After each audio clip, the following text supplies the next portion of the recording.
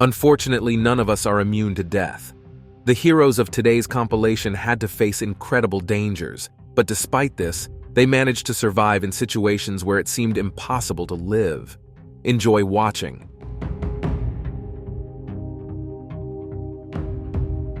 On January 16, 1942, military pilot Harold Dixon, radio operator Gene Aldrich, and bombardier Anthony Pastula took off in a torpedo bomber from an aircraft carrier for reconnaissance over the Pacific Ocean. They got off course, and the crew couldn't return to the carrier. Eventually, the plane ran out of fuel, and Dixon decided to land it on water. The three military men managed to take only a small inflatable boat, which saved their lives. For 34 days, they drifted across the Pacific Ocean, covering more than 1,500 kilometers. Several times, they had to fend off sharks with their bare hands. Once, they saw a plane in the sky, but couldn't signal it as all their equipment sank with the plane. Eventually, their boat washed up on the shore of Puka Puka Island. After 7 days, the three soldiers were finally evacuated and returned home. Pilot Harold Dixon was awarded the Navy Cross. The radio operator and the bombardier received commendations from the U.S. Air Force for their courage and resilience. This remarkable survival story inspired the plot of the 2014 movie Against the Sun.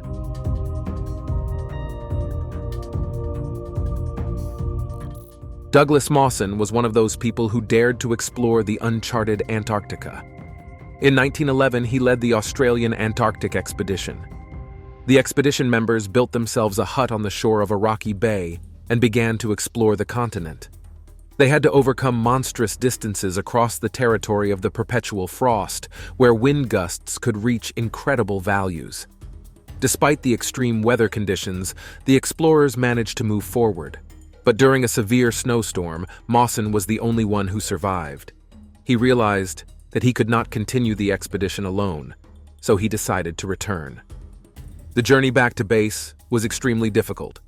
Mawson had to cover a distance of more than 100 kilometers to reach his goal, but he managed to do it and prove to everyone that our bodies and organism are capable of much.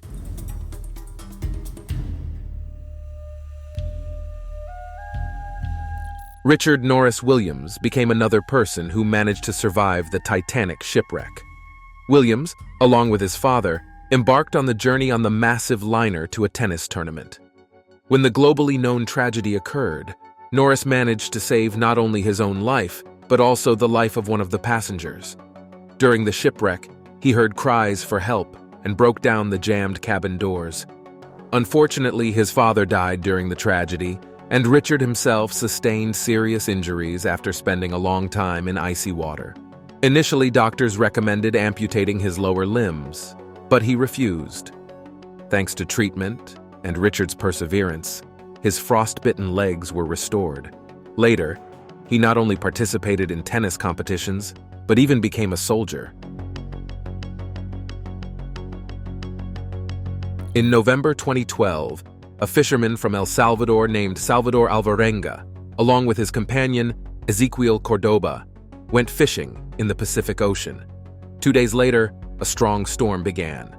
The waves carried away Salvador's boat, and the fishermen lost their way. Salvador tried to turn his boat towards the coast, which he estimated to be about 80 kilometers away, but the strong wind and waves made it impossible. Day after day, the partners tried to find some land on the horizon, but there was only ocean around them. To make matters worse, the boat's motor broke down, and they could only hope to be noticed or see land. After 2 grueling months, Salvador's friend died, and he had to survive alone. All this time he fed on raw fish and drank rainwater. Only after 438 days since setting out to sea, Salvador finally found himself on the shore of Eben Atoll in the Marshall Islands. He was mentally and physically exhausted, but most importantly, he was alive.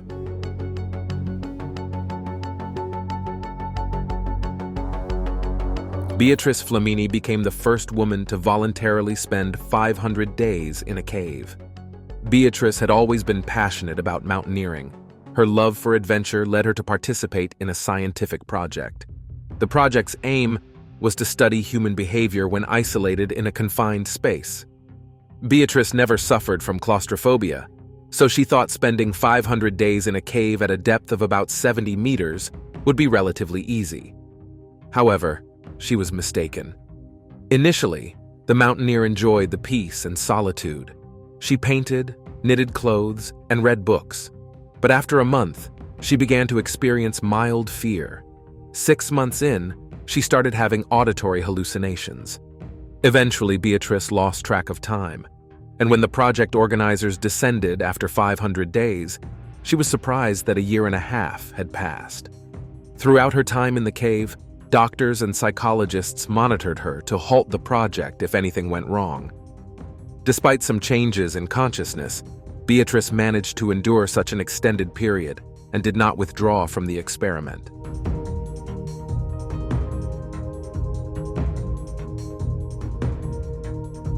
15-year-old Yahya Abdi lived in a foster home in California for 8 years. He dreamed of returning to his mother, but of course he couldn't just do it. So the teenager decided on a crazy act. On April 20th, 2014, he went to San Jose Airport and chose a flight that would get him closer to Ethiopia. Somehow, Yahya managed to get onto the runway and then sneak into the landing gear compartment. He was lucky to remain unnoticed. All that was left for the teenager was to survive. And he did survive. For 5.5 hours, Yahya was in the compartment, enduring severe cold and oxygen shortage. As soon as the plane reached maximum altitude, he lost consciousness. He came to when the plane was preparing to land in Hawaii. After the plane landed safely, Yahya jumped out of the landing gear compartment and started to run. But he was caught. The police and doctors were shocked. They couldn't understand how the boy managed to survive in such extreme conditions. Apparently, his desire to meet his mother was unstoppable. Unfortunately, his dream didn't come true. He never saw his mother again, but at least he was able to talk to her on the phone.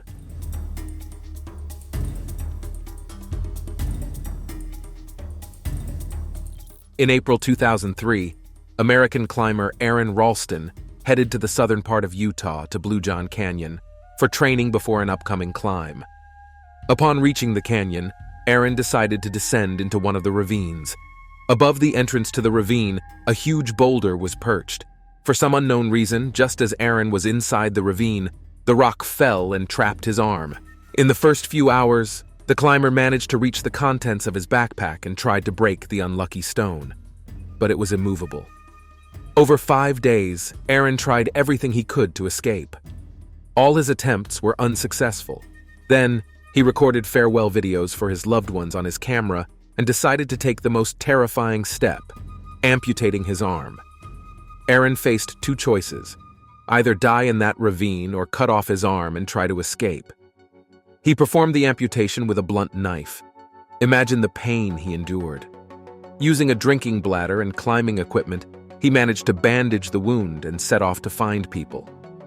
Only after 10 kilometers did he encounter a couple from the Netherlands, who called a rescue helicopter. Fortunately, Aaron survived. He couldn't give up climbing and continued his adventures with a prosthetic arm.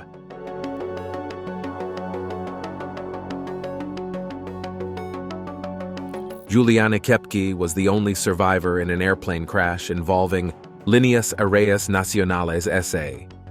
Juliana was born to a family of zoologists and spent her childhood in the wild jungles of the Amazon. Perhaps this helped her survive in the extreme conditions of the wild. On December 24, 1971, the girl and her mother were flying to Peru to celebrate Christmas. Interestingly, their tickets were initially for December 19th, but Julianne insisted on changing them. Unfortunately, this decision led to Julianne and her mother being involved in a plane crash during a storm. When the plane broke apart, Julianne's seat was thrown into the air and began flipping over. Perhaps these maneuvers saved her life. After the crash, Julianne woke up the next day. She found herself alone in the jungle with numerous injuries, including a broken collarbone, eye damage, a dislocated knee, and a head injury. Despite this, Julianne understood that waiting for help might be too long, and she might not survive that long. Therefore, she decided to search for people herself. It took Julianne a whole 11 days to reach safety. When the exhausted girl lost consciousness near an abandoned dock, she was found by lumberjacks from the village of Puerto Inca. After that, she was flown to her father by plane. This story is astonishing. Julianne demonstrated how precious life is as she overcame all the difficulties in the wild Amazon to survive.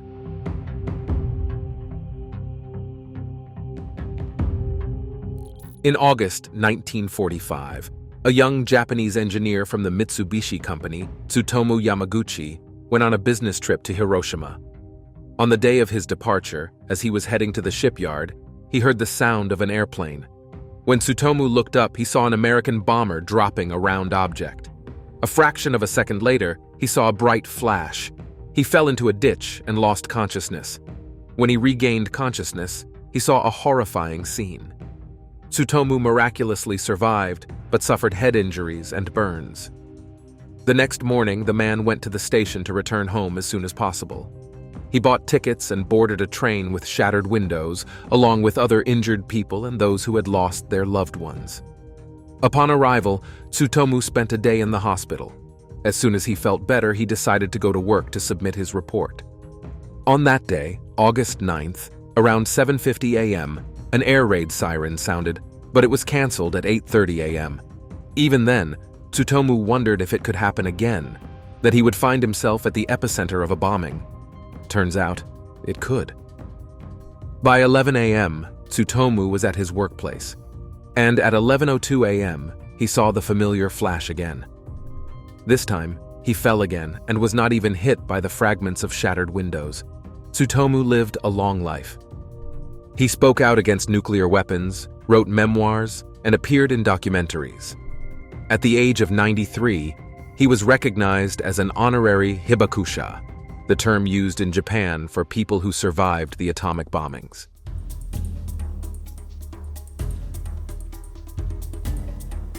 For people at a depth of 60 meters, survival is nearly impossible.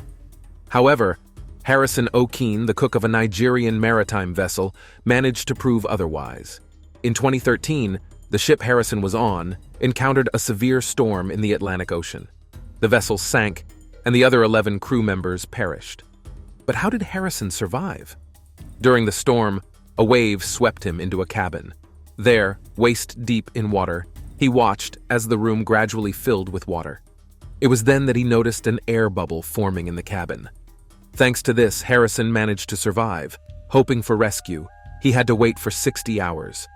Fortunately, the rescuers arrived in time to find the ship and save Harrison. After being pulled from the water, he was placed in a decompression chamber to avoid the effects of a long stay at great depth. Normally, divers are placed in such chambers for 20 minutes, but Harrison had to spend 2 days there, as his body was severely stressed from being underwater for so long. This story teaches us to never give up too soon.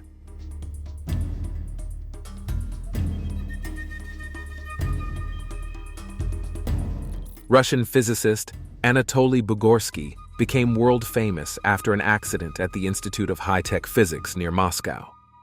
On July 13, 1978, Anatoly discovered a malfunction in a particle accelerator. To find the problem, he decided to look into the channel through which a very powerful proton beam passed. This action may seem insane, but at that moment, Bugorsky did not know the accelerator was still operating. Warning lights should have alerted him to the danger, but they had been turned off during a previous experiment. As soon as he put his head inside the channel, a powerful proton beam passed through the back of his head, affecting his jaw, ear, and the wing of his nose. At that moment, the radiation dose was 200,000 Roentgens at the entry point and 300,000 at the exit. Anyone should have died from such a dose of radiation, but Bugorsky survived. As the scientist later described, he felt no pain at that fatal moment. Instead, he saw an incredibly bright flash before his eyes. After the incident, Bugorsky lost hearing in his left ear and suffered from epileptic seizures. However, these consequences did not prevent him from continuing his scientific work. Anatoly Bugorsky is now 81 years old and ready to live many more years, despite what happened to him in his youth.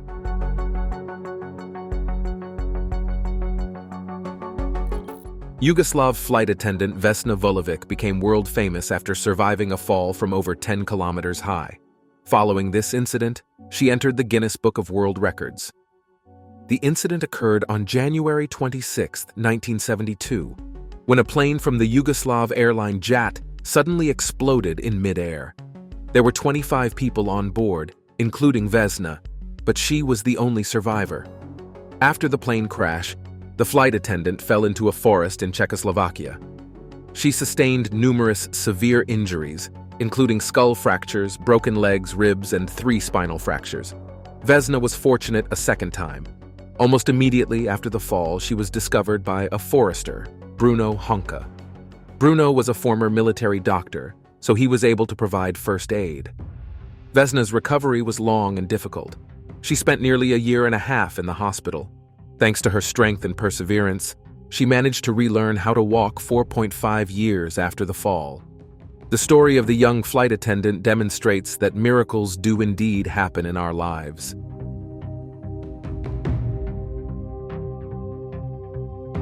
The 39-year-old Italian police officer and pentathlete, Maro Prosperi, faced a challenge that few could withstand.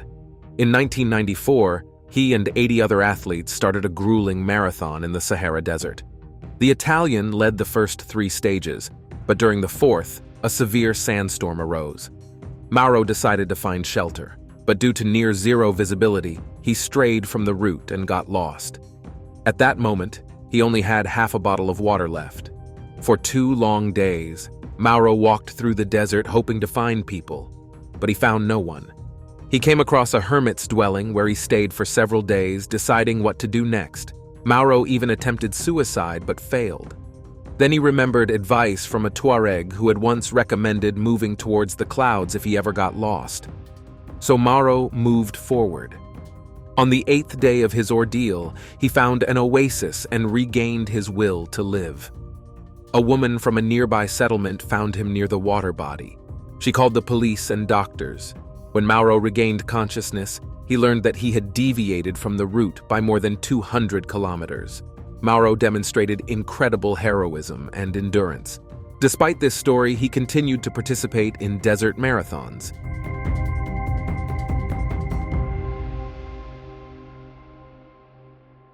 American Chris Gursky decided to spend his vacation in Switzerland. There, he took the risk of hang gliding for the first time. This flight would be one he'd never forget. When Chris took off with the instructor, he realized he wasn't strapped in. It turned out that the instructor had forgotten to attach his safety harness. Fortunately, during the descent, Chris managed to grab onto a bar of the hang glider with one hand.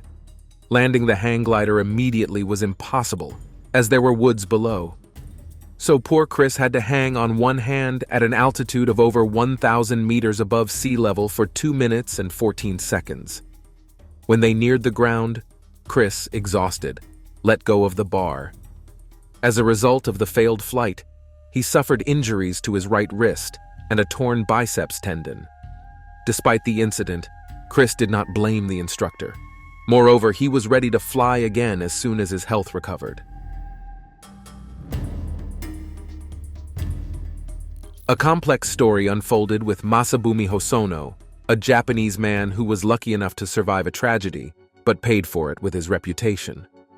In the night of 1912 in the North Atlantic waters, one of the most famous disasters occurred. After colliding with an iceberg, the passenger steamship Titanic sank. Of the 2,000 passengers, only 700 survived. Masabumi was among them. After his rescue, Masabumi was called the Lucky Guy. This was because when the tragedy happened, he panicked and ran onto the deck, hearing someone from a lifeboat shouting that there were 2 seats left. The Japanese man saw someone jump into the boat and quickly followed suit. Thanks to this decision, he remained alive. When Masabumi returned home to Japan, he faced mockery and reproaches from other people. He was repeatedly accused of taking someone else's place, that he should have accepted his death like a true Japanese, that a woman or child could have been saved instead of him. But in reality, Masabumi jumped into a boat where there were other men. His life became unbearable. He was fired from his job and was not hired anywhere else, even though he had been a government official in the Ministry of Transport. His family name was tarnished with disgrace. Undoubtedly, these mockeries seriously affected his mental health. For many years, Masabumi wrote memoirs and could not understand why people treated him so cruelly, as he had merely saved his own life.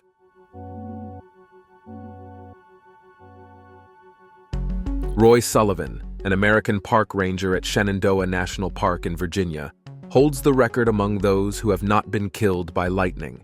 In his lifetime, he experienced the force of nature a total of 7 times. The first time lightning struck Sullivan was in August 1942. While he was on top of a fire tower, a discharge hit the structure. Frightened, the man came down and tried to run away.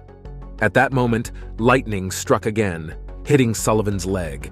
He suffered only a severe burn. The second time lightning struck Sullivan was in July 1969. He was driving a truck during a storm. Somehow, lightning struck him through the open window of the vehicle. Roy lost consciousness. Upon waking up and seeing his singed eyebrows and eyelashes, he realized nature had struck him again. The third incident occurred a few months later. This time, lightning hit the man's shoulder while he was on his property. Roy's fourth encounter with lightning happened in 1972. An electrical discharge struck his head, setting his hair on fire. From that moment, he decided never to leave shelter during a storm. In August 1973, Sullivan went outside after a storm had subsided.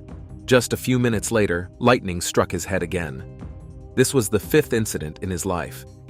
The 6th and 7th strikes occurred in 1976 and 1977. Sullivan believed it was his curse. However, he died of a different cause. At the age of 71 in 1983, he committed suicide. Why he decided to end his life when he managed to avoid death 7 times remains unknown.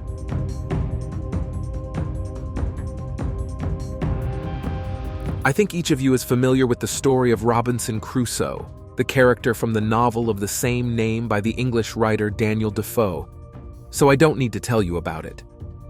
But did you know that this character had a real prototype? Alexander Selkirk was an officer in the Royal Scottish Navy. In September 1704, during a voyage, he got into an argument with the ship's captain, Stradling, about the ship's seaworthiness. Tired of Selkirk's constant complaints, the captain left the sailor on the uninhabited island of Massa Tierra, leaving him a boat, musket, gunpowder, a pot, a Bible, and some clothing. The island was uninhabited, but Selkirk was not going to die. He accepted his fate and learned to live in those conditions. On the island, he hunted and fished. To avoid becoming wild, he communicated with mountain goats and read the Bible. He even managed to tame a few wild cats, which saved him from rat attacks. Selkirk spent 4.5 years on the island. During those years, sailors several times landed on the coast of Massa Tierra. But Alexander heard that their speech was different from English, so he hid from the strangers. When in 1709 he finally heard the speech of the British, he knew he had found salvation. It turned out that a ship of one of his former colleagues had arrived at the island. Selkirk was rescued, and his survival story was so astonishing that it inspired Daniel Defoe to write the world-famous novel.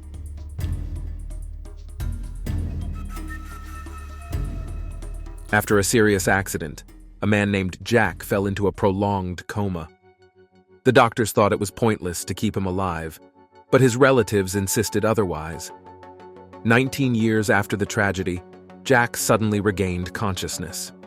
When this happened, the man began to talk about what happened to him after the accident.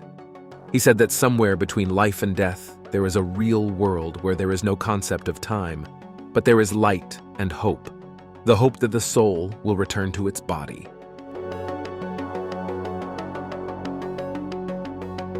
On May 1st, 2023, after a plane crash, 4 siblings, 13-year-old Leslie, 9-year-old Selene, 4-year-old Tien, and 11-month-old Christine, managed to survive in the wild Amazon forests. Rescuers knew that a plane had crashed in the jungle. It took 15 days to find the wreckage, but at the crash site, there were only deceased people. The children were not found. Therefore, it was decided to organize a search operation for them. The children were found only after 40 days. As the eldest, Leslie later explained, their nation's knowledge helped them survive. They waited for help for the first 4 days. At that time, their injured mother was still alive. When the woman realized she was losing strength, she gave the children a few pieces of advice and asked them to go and find people. Leslie bandaged her younger brother and sister's legs with bandages from the plane's first aid kit, took the baby in her arms, and they set off. From the plane, the girl took everything necessary for survival. All this time, the children fed on flour and bananas, and when the bottled water ran out, they went down to the river. This story is astonishing and impressive. It demonstrates how important it is to pass on knowledge to children about how to behave in extreme conditions, as such a situation can happen to any of us.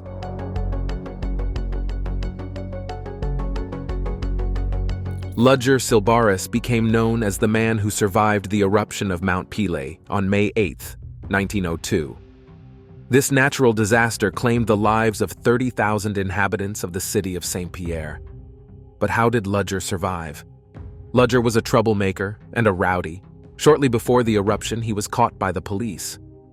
The criminal was placed in a solitary cell, which was located in an underground facility. This saved Ludger's life.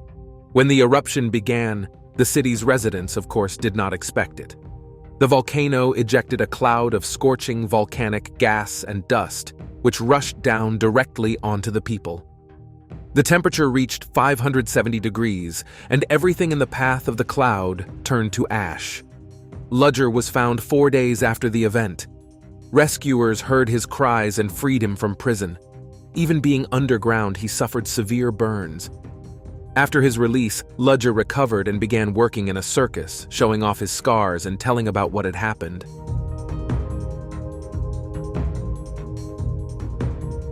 On June 30, 2009, during its approach to the Comoros Islands, an Airbus 310-324 crashed into the Indian Ocean. The plane had 11 crew members and 141 passengers on board. When rescuers arrived at the crash site, they expected to find anything but a surviving girl clinging to wreckage. The only person who managed to survive the crash was 12-year-old Bahia Bakari. Later, Bahia recounted that the plane was shaking violently before it crashed. How she managed to survive the moment of impact remains unknown, but afterward, she quickly oriented herself. When Bahia found herself in the ocean, she tried to swim to the largest piece of wreckage.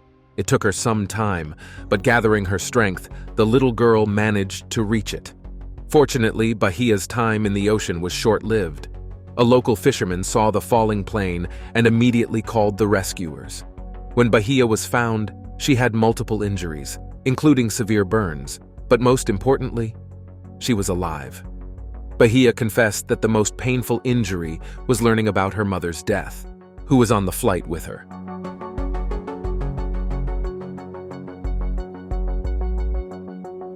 And that's all from me.